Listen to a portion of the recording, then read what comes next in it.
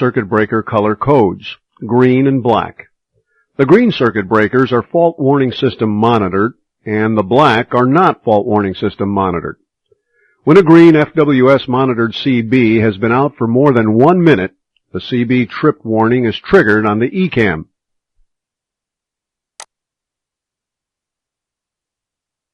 The monitored green circuit breakers are not more critical than the black, but failure of the green components may not be immediately detected by the fault warning system, and loss of power to those components may be essential for a later flight phase.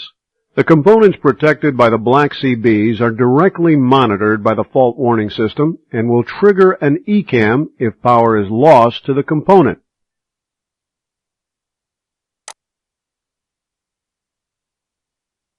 The CB tripped warning on the ECAM indicates the location of the affected circuit breaker.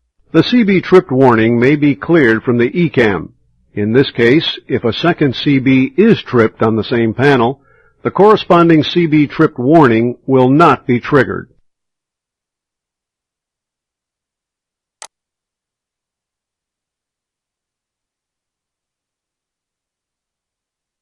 The wingtip brakes, or WTB circuit breakers, have some red caps on them to prevent them from being reset. The WTB circuit breakers are never to be reset during flight.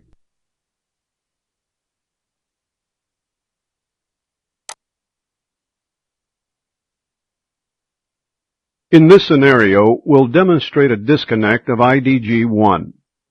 A disconnect will be required because of excessive IDG oil temperature or low oil pressure and is indicated by ECAM actions, a fault light on the IDG push button, and amber indications on the ECAM electric page. The fault light comes on and an ECAM caution comes on if oil outlet temperature exceeds 185 degrees Celsius, or if oil pressure is low, although this alert is inhibited when the N2 is below 14%.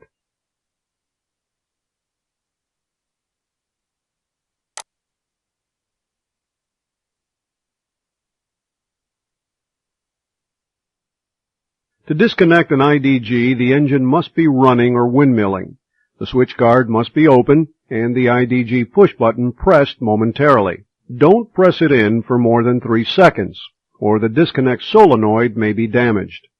Once the IDG is disconnected, it can only be reconnected by maintenance on the ground. Therefore, cross-confirmation is required before an IDG is disconnected.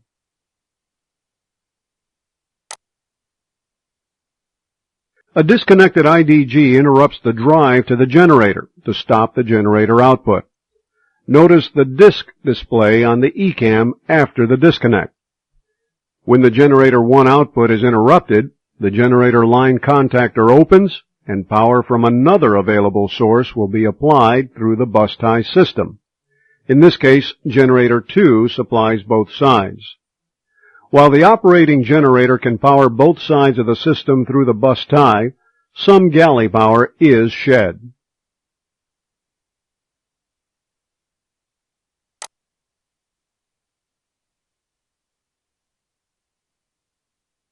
If the APU is started, the APU generator will supply the opposite side as well as provide a backup for the remaining engine-driven generator.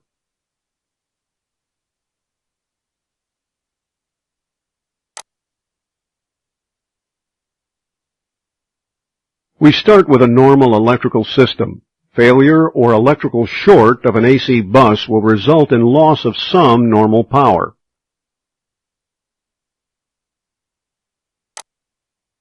This situation is different than the IDG or generator failure because with a fault, the bus tie will not close to power the shorted AC bus.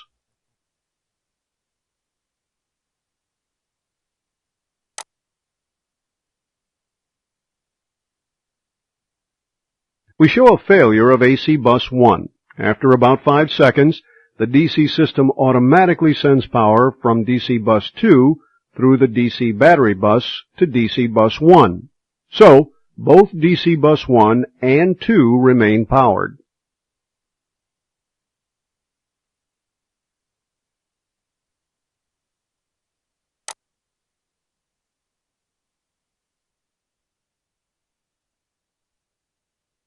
The AC Essential Bus and Essential TR can be powered by AC Bus 2 if you select the AC Essential Feed push-button switch.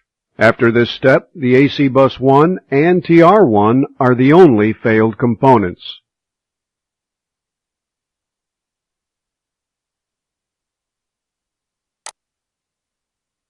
We'll now demonstrate a normal system followed by a TR failure. The TR contactors will automatically open if an overheat is detected or minimum current is not maintained.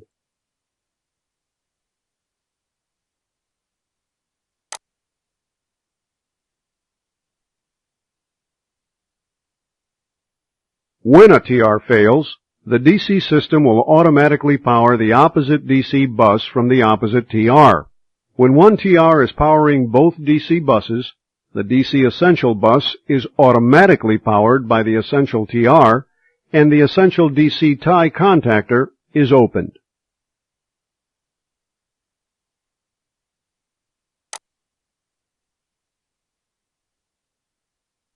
If both TR1 and TR2 fail at the same time, there will be no power on DC Bus 1, DC Bus 2, and the DC battery bus. In this situation, the Essential TR will power the DC Essential Bus.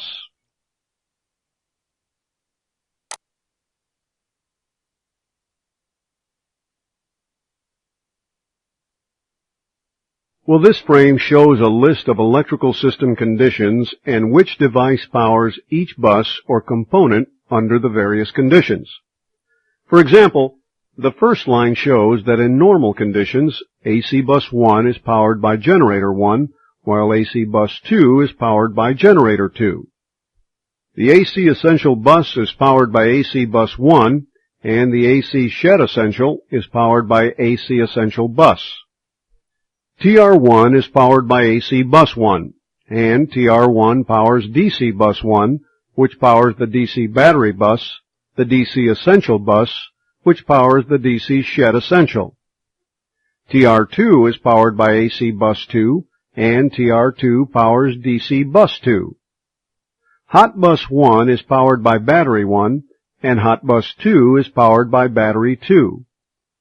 Notice that in normal conditions, the AC static inverter and Essential TR are not powered. Take some time to study this list.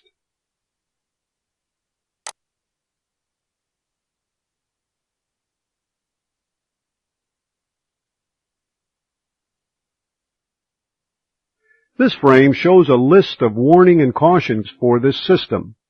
The failure conditions are listed on the left, and the oral warnings and lights are shown just to the right in the second and third columns.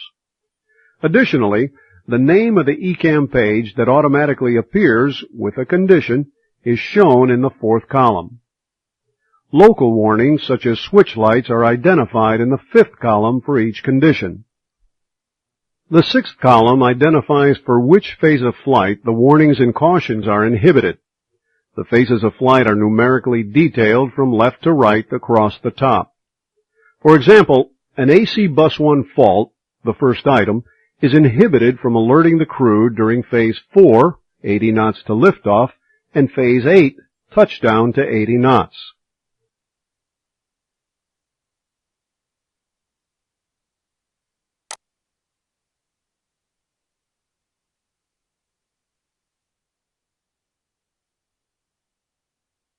On the other hand, the condition of Essential Buses on battery is inhibited from alerting the crew during phases 1, 2, 3, 4, 8, 9, and 10, which are any time the aircraft is on the ground.